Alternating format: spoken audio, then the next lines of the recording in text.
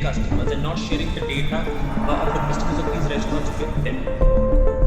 जो हमारे छोटे दुकानदार हैं, व्यापारी हैं, उनको भी एक डिजिटल टेक्नोलॉजी का platform ONDC, open network for digital commerce उपलब्ध कराया जा रहा है।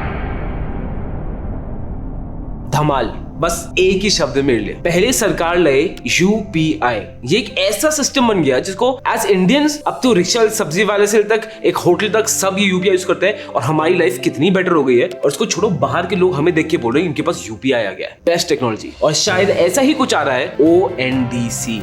ONDC या open network for digital commerce Bharat सरकार द्वारा समर्थित पहल है। यह वह नेटवर्क आधारित ओपन प्रोटोकॉल है जो सभी खरीदारों को नेटवर्क पर सभी विक्रेताओं से जोड़कर भारत में ई-कॉमर्स का नक्शा बदल कर रख देगा। इसके बारे में जानेंगे, बट हम इन्वेस्टर्स के लिए ये जानना और भी जरूरी है कि ONDC से कौन कौन से स्टॉक्स अच्छा कर सकते हैं, कौन से स्टॉक्स खराब करेंगे और क्या क्या अपॉर्चुनिटीज खुल सकती हैं। ये वीडियो एज इन्वेस्टर्स आपको हेल्प करेगा टू सी कि इंडिया किस फ्यूचर डायरेक्शन में जा रहा है।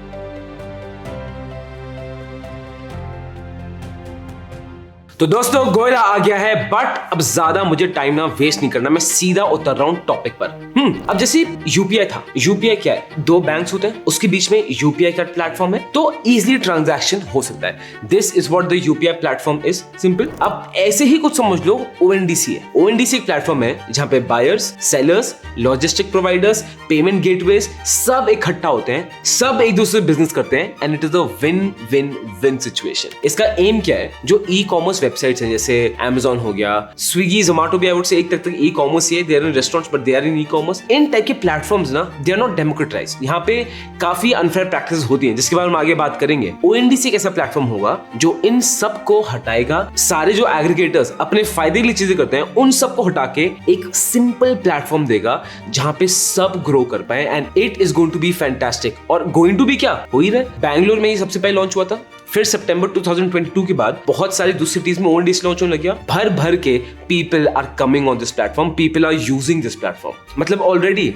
29,000 सेलर्स लिस्ट हो चुके हैं, 36 लाख से ज्यादा प्रोडक्ट्स हैं और दिन की 10,000 से ज्यादा डील्स हो रही है। This is ONDC। अब सीधा उतरते हैं, ये इस इंडस्ट्री में क्या इफेक्ट क्रिएट करेगा। आगे बढ़ने के पहले ना आपको ये चीज मैं बताना चाहता हूँ। पहले आप देखोगे जब भी आपके कोई दोस्त बाहर जा रहे हैं, रिश्तेदार बाहर जा रहे हैं, वो आपको बताते थे यार तो अमेरिका में ऐसा होता है, अरे वहां पे यूरोप में दुकानें जो 24/7 खुली रहती हैं, अरे वहां पे ऐसा होता है, वहां ट्रेन सिस्टम ऐसा है। ONDC और UPI के बाद ना, मैं मजाक नहीं कर रहा हूँ, शायद 5-6 साल बाद फॉरेनर्स जब इंडिया में आएंगे और जब वापस जाएंगे ना, तब वो बताएंगे कि इंडिया में ऐसा होता है, इंडिया में वैसा होता है। This is the power of this platform, but at the same time problems भी हैं। एक काम करते हैं, एक एक करके डिस्कस करते हैं। चलो, सबसे पहले ONDC को स्विगी, जोमेटो के कंपैरिजन में डालते हैं। How is ONDC affecting them? ठीक है, सबसे पहले सिचुएशन तो है प्राइस डिफरेंस। अब जब से लोगों ने ONDC का प्लेटफॉर्म यूज करना शुरू किया ना, लोग भर भर के स्क्रीनशॉट्स डाल रहे हैं और ये बता रहे हैं कि जोमेटो स्विगी कंपैरिजन में ONDC बहुत ज्यादा सस्ता है। ऐसे एग्जांपल देख लेते हैं। एक यूजर ने ये स्क्रीनशॉट्स डाले हैं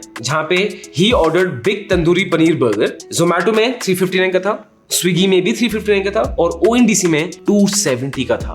ये प्राइस डिफरेंस ना एक इंडियन कस्टमर के लिए बहुत ज्यादा है, but there is a very important thing I want to address this elephant in the room. ठीक है, आगे बढ़ने के पहले लेट्स बी रियल हियर। ठीक है, कौन उल्लू का पट्टा आदमी कैफे कॉफी डे से big tandoori paneer burger order कर रहा है? भाई मुझे बता, मतलब क्यों कैफे कॉफी डे से तंदूरी बर्गर? बट खुशी की बात ये, लॉजिक अभी भी दुनिया में थोड़ा बचा हुआ है। तो किसी एक यूजर ने ऑर्डर किया मैकडॉनल्ड से 4 बर्गर्स, 4 लार्ज फ्राइज और उसने देखा जोमेटो में प्राइस थी 702, स्विगी में प्राइस थी 768 और ONDC में प्राइस थी 639। सो क्लियरली ONDC ना काफी सस्ता है और इसका मेन रीजन ही आता है कमीशन का। प्लेटफॉर्म देख स्विगी, प्लेटफॉर्म देख Zomato, they charge up to 25 to 30% as commission, जबकि ONDC सिर्फ 2 से 4% करता है। ONDC is a government initiative, ONDC is a non profit organisation, सिर्फ 2 से 4% कमीशन चार्ज कर रहा है। तो क्लियरली यहाँ चीज सस्ती होंगी। और आपको एक और फन फैक्ट बताऊं, ONDC में अभी भर भर के डिस्काउंट्स आ रहे हैं फॉर फर्स्ट टाइम यूजर्स। तो अगर आप यूज करना चाह रहे हो ना, ONDC can be a great platform, but use करना कैसे वो भी मैं आपको वीडियो में आगे बताऊंगा यार, देखते जाओ। अब ये तो देखो यार, हम एज अ कस्टमर बात कर रहे हैं, बट अगर कोई स्विगी जोमेटो में रेस्टोरेंट ओनर है, उसके क्या क्या एडवांटेज है, now let's focus on that. सबसे पहली चीज तो ये है, एक रेस्टोरेंट बिजनेस के लिए बहुत डिफिकल्ट होने वाला है। उसका स्विगी के लिए एक अलग इंफ्रास्ट्रक्चर होगा, जोमेटो के लिए अलग होगा, फिर एक ओएनडीसी के लिए अलग इंफ्रास्ट्रक्चर होगा। That is going to be a major hassle for him. और चांसेस यही है कि अगर ओएनडीसी से अच्छा बिजनेस आने लग गया, वो ओएनडीसी में ही शिफ्ट कर जाएगा। उसके बाद थर्ड एडवांटेज जो ओएनडीसी मिलता है कि यहाँ पे डेटा लीक नहीं होता। अब बहुत सारे रेस्टोरेंट्स हैं कंप्लेन किया, मतलब यूनियंस बन गए स्विगी जोमेटो के अगेंस्ट रेस्टोरेंट ओनर्स की। The National Restaurant Association of India, or the NRAI, has been having a bit of a conflict with online platforms Swiggy and Zomato for a while now. Swiggy and Zomato are actually preserving data of their customers and not sharing the data of the customers of these restaurants with them. What these restaurants are arguing is that some restaurants are paying more commissions and others are paying less. And in fact, restaurants that are paying more commissions are getting better visibility on these platforms, leading to better revenue. क्या सच है झूठ है, as of now किसी organisation तो बोला नहीं है, तो हम इसको ऐसे कमिट नहीं कर सकते, but this is a problem. और वही है, there is no smoke without fire. तो चांसेस है शायद ऐसा जोमेटो स्विगी कर रहा हो, एंड एक्चुअली बताऊं हो भी सकता है, बिकॉज Amazon पे तो देखो यूएस में 50 केसेस पड़े हुए हैं। Amazon तो is infamous for this. Amazon क्या करता है, सपोज आप कोई कंपनी हो, ठीक है, that company is making these remotes, ये रिमोट्स बहुत अच्छे बिक रहे हैं। Amazon आपका प्राइस पॉइंट देख लेगा, Amazon देख लेगा कि आप क्या बना रहे हो, क्या क्वालिटी है, हर चीज, पूरा डेटा उनके पास है। Amazon या तो आपको खरीद लेगा या खुद की फैक्ट्री में इसको लार्ज स्केल में प्रोड्यूस करने लग जाएगा और आपसे सस्ते में देगा, आपके प्रोडक्ट से ऊपर रैंक करा देगा Amazon बेसिक्स के नाम से या किसी और ब्रांड से, और बस हल्के हल्के करके जो ओरिजिनल बायर है वो खत्म हो जाता है। एंड दिस जो एलिगेशन है ना, ये Amazon पे बहुत टाइम से लगता रहा है, और ये एक बहुत मेजर रीजन है कि Jeff Bezos is one of the most hated billionaires in the world. आप गूगल करोगे आपको मिल जाएगा। And this problem is being solved by ONDC. And last issue जो आता है ना, वो तो देखो इशू है ही है, वो है फेक रिव्यूज का। मतलब बहुत बार जब आप कुछ खरीदने जाओगे, मैं तो रिव्यूज देख लेता हूँ, आई एम श्योर आप भी रिव्यूज देखते हो, चाहे रेस्टोरेंट हो या Amazon हो, कुछ भी आप खरीदने जाओगे, फेक रिव्यूज पोस्ट होते हैं, and there is no doubt about it. उसमें कुछ डाउट है नहीं, आप भी जानते हो, मैं भी जानता हूँ। फेक रिव्यूज छोड़ो यार, आप इंस्टाग्राम पे जाओ, गोयला स्कूल ऑफ फाइनेंस के नाम से, हर्ष गोयला के नाम से कितनी सारी फेक प्रोफाइल्स खुली हुई है, इतनी भर भर की खुली हुई है, और लोग उनको पैसे भी देते हैं। मतलब जस्ट परसों तरसों की बात है, किसी ने 50,000 रुपए उस फेक अकाउंट को दे दिए बिकॉज उसने कुछ टिप्स उसका प्रॉमिस किया होगा। दिस इज समथिंग जिसपे ऑब्वियसली सब काम कर रहे हैं, दिस इज समथिंग जिसमें डिपार्टमेंट ऑफ कंज्यूमर अफेयर्स भी काम कर रहा है, बट सोल्यूशन क्या आएगा वो तो टाइम ही बताएगा, but it is difficult. By the way,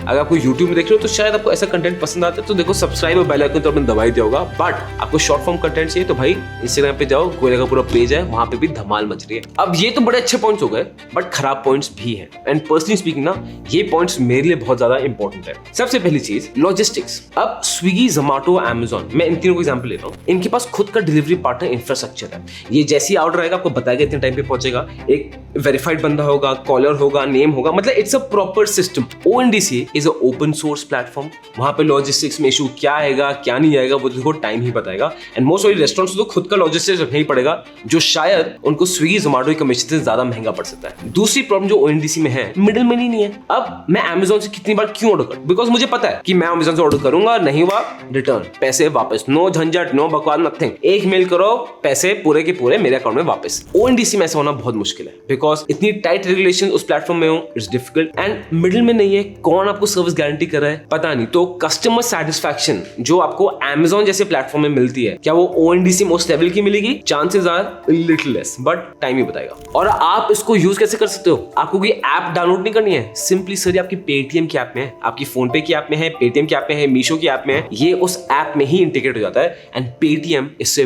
बहुत फायदे में आ सकता है। सबसे बड़ा एडवांटेज क्या है, पेटीएम के पास already one of the largest networks है बिजनेसेस का। उन बिजनेस के लिए कितना ईजी है, वो ओएनडीसी में भी अपने आप लिस्ट कर लेंगे। पेटीएम के थ्रू सारा बिजनेस हो रहा है, Paytm can be a very strong platform for them. और प्लेटफॉर्म में और लोग आ गए और डिपेंडेंसी आ गई सिर्फ ओएनडीसी के चक्कर में ही, तो आप खुद देखिए, आप सिर्फ ओएनडीसी यूज नहीं करोगे, फिर पेटीएम मनी भी कर दोगे, पेटीएम से यूपीआई भी करोगे, पेटीएम से वो भी करोगे, Paytm can actually come back. अब आते हैं स्टॉक्स पे, कौन से स्टॉक्स अच्छा कर सकते हैं। सबसे पहली चीज तो सर पेटीएम की बात आएगी।